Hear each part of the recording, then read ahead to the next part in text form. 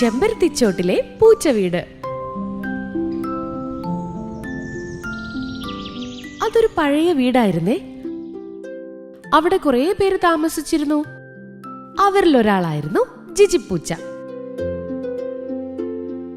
അവളൊരു നല്ല പൂച്ചക്കുട്ടിയായിരുന്നു. ആ വീട്ടിലെ കുട്ടികൾക്ക് അവളൊരു അനുജത്തിയെ പോലെയാ. രാവിലെ ഉറക്കം ഉണർന്നാല് അവരാദ്യം ഓടിയെത്തുന്നത് ജിജിപ്പൂച്ചയുടെ അടുത്തേക്കാണ്. അത്രയ്ക്ക് സ്നേഹ. എന്നാലും അവൾക്ക് ഏറ്റവും സ്നേഹം ആരോടായിരുന്നെന്നോ? ജിനുപൂച്ചയോട്. അവൻ ഒരു വീട്ടിലെയും പൂച്ചയല്ലാട്ടോ. നാട്ടിലും ഓരോ വീട്ടിലൊക്കെ അലഞ്ഞു തിരിഞ്ഞു നടക്കുന്നവനാണ്. ഭക്ഷണം പോലും അവന് ശരിക്ക് കിട്ടാത്ത ദിവസങ്ങൾ ഉണ്ടായിട്ടുണ്ട്. അപ്പോഴൊക്കെ അടുത്തുള്ള ഏതെങ്കിലും കിണറ്റിൻകരയിലോ പൈപ്പിൻ ചുവട്ടിലോ പോയി വെള്ളം മാത്രം കുടിച്ച് ജീവിക്കാറുമുണ്ട്. ഇതറിയാവുന്ന ജിജിപ്പൂച്ച ഇടയ്ക്കൊക്കെ അവൾക്ക് കിട്ടുന്ന ഭക്ഷണത്തിലെ ഒരു പങ്ക് ജിനുവിന് കൊടുക്കാറുമുണ്ട്. അതുകൊണ്ട് മാത്രമായില്ലല്ലോ, ഒരു പൂച്ചയാവുമ്പോ എന്തൊക്കെ ആവശ്യങ്ങൾ കാണും. ഉറങ്ങാനൊരിടം, ഭക്ഷണം, നല്ല വെള്ളം, അങ്ങനെ എന്തെല്ലാം. പാവല്ലേ. ഒരു ദിവസം ജിജിപ്പൂച്ചയും വീട്ടിലെ കുട്ടികളും വീടിന്റെ തിണ്ണയിലിരുന്ന് കളിക്കായിരുന്നു.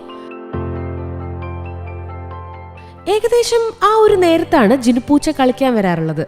എപ്പോഴും അലഞ്ഞു നടന്നും ശരിക്ക് ഭക്ഷണം ഇല്ലാതെയും അവൻ എപ്പോഴും ക്ഷീണിച്ചാ വരിക.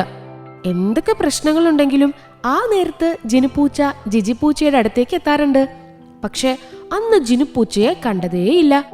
ജിജിപ്പൂച്ചയ്ക്ക് സങ്കടാവാൻ തുടങ്ങി. ഷടാ, ഇവനിത് എവിടെ പോയി? എന്നും ഈ നേരത്ത് വരുന്നതാണല്ലോ. ജിജിപ്പൂച്ച പറഞ്ഞത് അല്പം ഉച്ചത്തിലായിപ്പോയി. അപ്പോൾ ആ വീട്ടിലെ കുട്ടികള് കാര്യം അന്വേഷിച്ചു. ജിജിപ്പൂച്ച കാര്യങ്ങളൊക്കെ പറഞ്ഞു. അപ്പോഴുണ്ട് കുറച്ചു ദൂരെ നിന്ന് ക്ഷീണിച്ചൊരു കരച്ചില് കേൾക്കണു. അയ്യോ, അത് ജിനുപൂച്ചയാണല്ലോ. ജിജിപ്പൂച്ച ശബ്ദം കേട്ട ഇടത്തേക്ക് ഓടിപ്പോയി നോക്കി. അതാ നമ്മുടെ ജിനുപൂച്ച കരഞ്ഞോണ്ട് ഓടി വരുന്നു. എന്തു പറ്റി ജിനുപൂച്ചേ? ജിജിപ്പൂച്ച ചോദിച്ചു. ഇന്നലെ ഇത്തിരി പോലും ഉറങ്ങിയില്ല ജിജിപ്പൂച്ചേ. ഇന്നലെ രാത്രി മഴയായിരുന്നല്ലോ. അപ്പോ ഞാന് അടുത്തൊരു പീഡികത്തിണ്ണെ കയറി കിടക്കാൻ നോക്കിയപ്പോ അവിടേക്കൊരു തെരുവ് നായ ഓടി വന്നു. എന്നിട്ട് എന്നെ കടിക്കാൻ വന്നു. ഞാൻ പേടിച്ചു ഓടി.